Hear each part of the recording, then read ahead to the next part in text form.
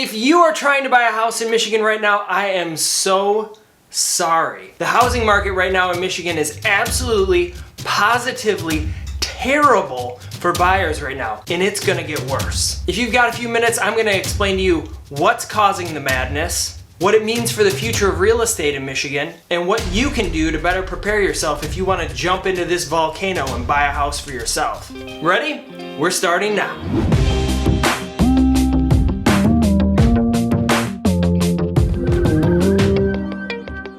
What's up everybody? If you're new here and new to me, my name is Paul and I make videos about Michigan and real estate and all sorts of things around here. So if you dig what I'm doing, consider subscribing because there's a good chance I'm going to cover some stuff that you're interested in. And if you want to buy or sell a house in Michigan, reach out because I'm also a full-time real estate agent who's helped hundreds of people buy and sell homes all over the state of Michigan. You can look me up on the internet. I'm out there. Alright, so to understand what's happening right now in the state of Michigan, I have to explain what's been happening for the past 6 or 7 years. And make sure you stay to the end of this because it's not all doom and gloom. I do have some little nuggets of wisdom and things that you can do if you do want to buy. I'll give you some tips to stay competitive in any market. Buyer's market, seller's market, any market. So as I said before, I've been fortunate enough to have helped tons of people buy and sell real estate to the tune of tens of millions of dollars worth of real estate in what seems like a never-ending seller's market. So this whole competition thing, this is nothing new to me. But my family has been involved in real estate since the 80s. My grandfather was a broker owner. My father is the current broker of our offices. My mother's a real estate agent. So that's just a really long, drawn-out way of saying that I kind of know what I'm talking about when we talk about real estate, especially in the state of Michigan. So the first big problem we have right now is inventory or lack of inventory. I keep hearing everybody blame inventory or saying that there's just not enough houses for the buyers. That's a problem. It's a really big problem, but it's not the only problem. Last year in Wayne and Oakland County, Michigan, we had about 13,000 homes for sale. And this year we have about 7. So that's a really big difference between the 2 years. And you know, it's a sign of the times. So we do have way less homes available right now. That alone is a problem in any market. But what really added fuel to the fire was buyer flow. I like to call it buyer flow. I mean, it feels like it's the right thing to call it. I don't want to get all Bill Nye the Science Guy on you. Hollywood only lets in one Bill Nye in a generation. But if you picture a hose and the water coming out of your green garden hose is the flow of buyers going out into the market, that stream of water will increase and decrease as things like mortgage rates go up and down, right? Make sense? As you decrease the mortgage rates, that's kind of like turning the knob. So you increase the amount of buyers that come into the market. This year, and this past year, was a little bit different. We basically had a shutdown, or we did have a real estate shutdown. And that's like taking your thumb and putting it over the garden hose. And we all know what happens when you do that. You start having water like squirt out on the sides as it's building pressure. And then simultaneously, the rates kept dropping. So you're turning up the pressure and you're continuing to hold down on the hose. The rates are actually so low right now, everyone wants to move. Everyone and their mother. I mean, I'm helping people and I'm helping their moms. I mean, that's something that I do. Actually, back in the 80s, in the 1980s, rates reached levels of about 18.4%. And right now, you can get a fixed 15-year mortgage for 2 to 3%. You imagine? That's a crazy difference. Anyways, I kept saying that this whole holding the pressure off was going to release a flood of buyers into the market. People thought I was crazy. They were like, no, people are gonna slow down, they're gonna stop looking. But guess what happened? It did exactly that. It flooded the marketplace with buyers. We now have more buyers than ever before, all fighting for the same reduced number of homes. That stampede of buyers is the real problem right now. My sellers this year have been receiving upwards of 20 offers on every house that we put on the market, and they're receiving offers that are over asking, over the appraisal price, waiving the inspections, giving free occupancy. People are doing anything to get into these houses. And that makes it really, really, really hard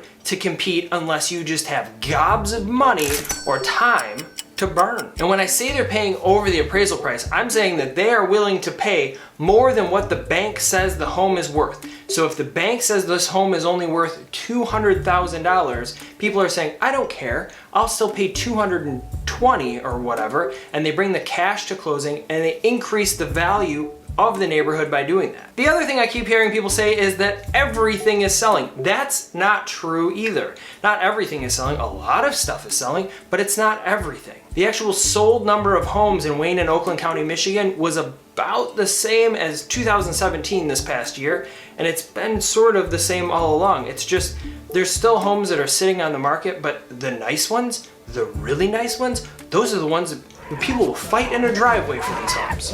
If you are a first-time 5% minimum down buyer or that needs closing costs or has to sell your house before you buy, you're getting absolutely crushed in this market because there's people out there that just don't have to do any of that stuff. You're being destroyed by people who have been saving for years and years and years, and they were always going to be there. Those people were always going to be in the market. They just didn't have to compete the way that they do now. All right, so let's talk about the aftermath of all of this. Let's say you get one of these houses. You pay over asking, you waive the appraisal, you do all those things. First of all, you're pulling up the value of all of the houses around it, which is a good thing and a bad thing. Houses in the areas that were considered, at one time considered to be affordable, are no longer affordable because you've increased the value sort of all around. So if a neighborhood typically sold for $200,000 and now we're at $250,000, you're pulling those values up because those comparable sales hold for a full year. And then we have the issue with taxes. No new taxes! No new taxes! As you pay more for your house, that doesn't increase everyone's taxes all around. I mean, everyone's taxes don't just jump up all of a sudden. I always hear people say that. It's just not true. It doesn't work like that. But the property taxes on your new house, they're about to skyrocket. And they're about to skyrocket because of something called Proposal A. So back in 1994, Michigan adopted Proposal A. It's a constitutional tax amendment that limited the increase on taxable value of real property to a capped amount of 5% or the rate of inflation, whichever one is less. So 5% max every year. But as soon as that house sells, it's uncapped. Congratulations, you're now paying way more taxes. Taxes? I don't pay no damn taxes. So if the current owner was paying taxes on a taxable value of $100,000 and now it's going to be $200,000, that means your taxes are going up like way up. So if you're a first-time home buyer and you're barely able to make the payment, that is a huge problem. I'll include the Michigan tax estimator site in the description below. So if you want to check out what your taxes will be, you can sort of like fill in the values. Ask a real estate agent. They should be able to do this stuff. It's not that hard to do to predict the taxes on what they will be in the future.